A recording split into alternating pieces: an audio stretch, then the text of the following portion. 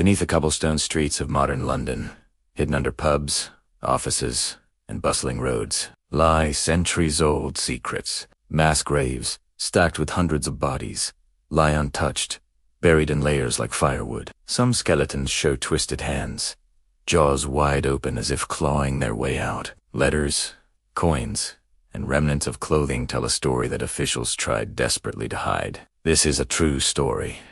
A story of death, fear, and secrets that London's streets have carried for over 350 years. Would you dare to walk over the streets where thousands of souls lie trapped beneath the city, their stories almost forgotten? The year is 1665.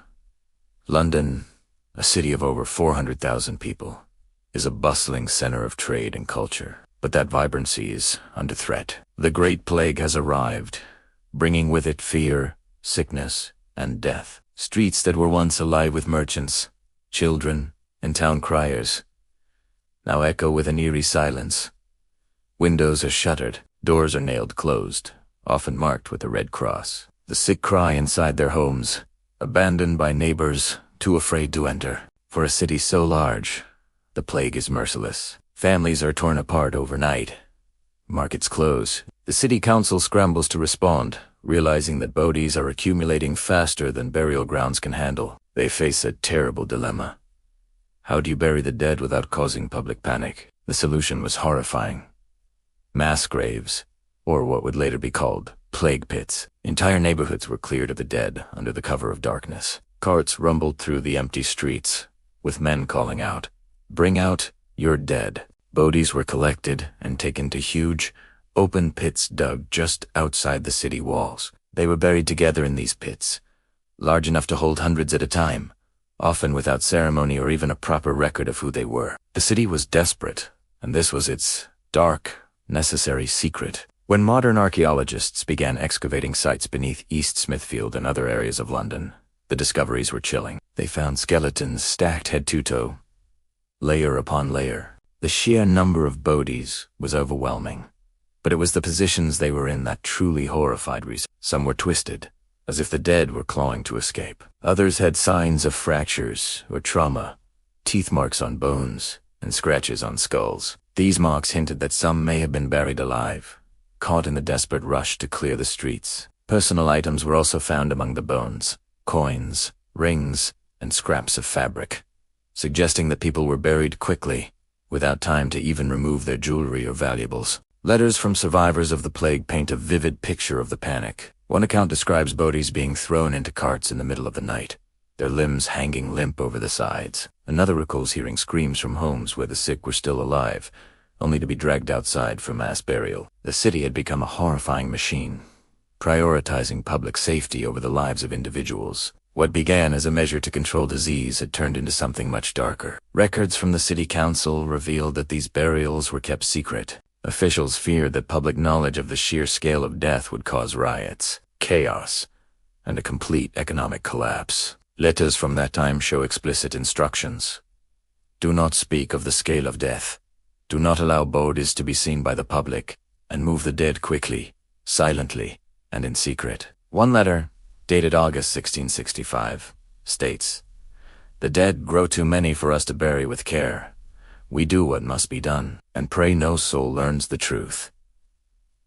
Entire families vanished without a record, swept into mass graves in the name of public safety. The council's decisions were practical from their perspective, but morally horrifying. People who were possibly still alive were stacked atop one another, their final moments silenced to maintain order in the city. The truth was buried along with them. Centuries later, construction in London routinely unearthed these plague pits. One excavation revealed hundreds of skeletons buried in rows, some with their hands raised above their heads, as if clawing for escape.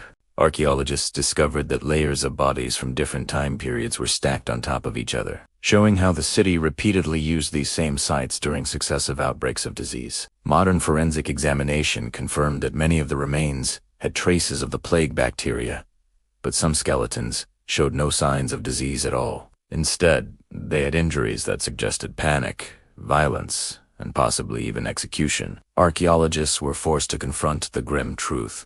The city's history is written in layers of death, desperation, and fear. Personal items found with the remains paint a picture of everyday life interrupted. A coin placed in the hand of a deceased child. A ring still clutched in a mother's fingers. Scraps of clothing folded carefully. These are reminders of lives that ended abruptly and tragically. But perhaps the most chilling evidence comes from the positions of the skeletons themselves. Many had their hands raised and their fingers twisted, their mouths agape. Some skulls show trauma consistent with struggling. Could it be that some of these victims were still alive when they were buried? Historical accounts seem to support this terrifying theory. Survivors reported hearing muffled screams coming from the pits at night. Some letters described frantic attempts by people to rescue their neighbors or family members, only to be stopped by officials who warned that the dead must be removed immediately to prevent the spread of disease. The possibility is terrifying. The city may have buried some of its citizens alive, sacrificing a few to protect the many, and yet, in the secrecy of the council, these deaths were never acknowledged. They became a hidden tragedy beneath the streets of London.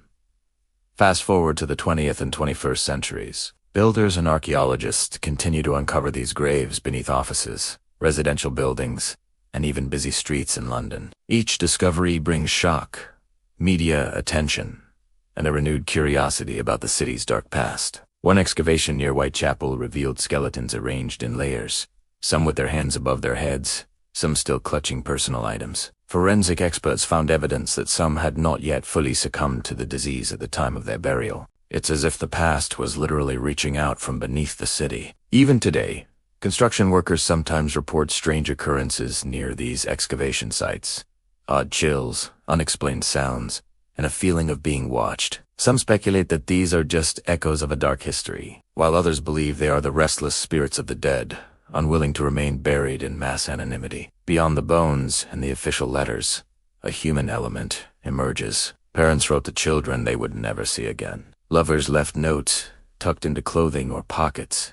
These items, often recovered with the skeletons, show a desperate attempt to preserve identity, love, and memory in the face of overwhelming death. Archaeologists describe the pits as time capsules of fear, despair, and fleeting hope. Every excavation reveals lives interrupted, people who once walked the same streets we walk today. These stories remind us that behind every skeleton was a person with hopes, fears, and dreams that were abruptly ended by one of Europe's deadliest pandemics. They weren't just numbers in a death toll. They were individuals, forgotten by history, but not entirely erased. And here's the final, chilling twist: the secrecy. While London rebuilt itself after the plague, new construction often uncovered these pits, forcing historians and archaeologists to confront the city's dark past. Some graves show signs of violence, suggesting that officials may have intentionally killed suspected plague carriers or accused individuals to prevent the spread of the disease.